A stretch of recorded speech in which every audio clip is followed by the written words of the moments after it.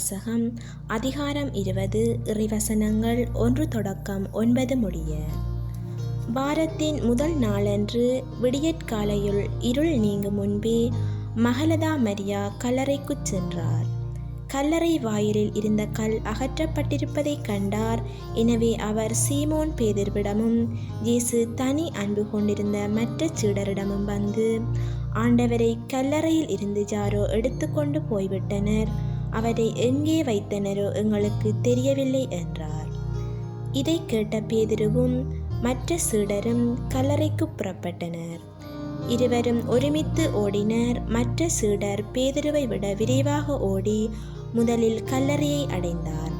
அவர் குனிந்து பார்த்தபோது துணிகள் கிடப்பதைக் கண்டார். ஆனால் உள்ளே நுழையவில்லை.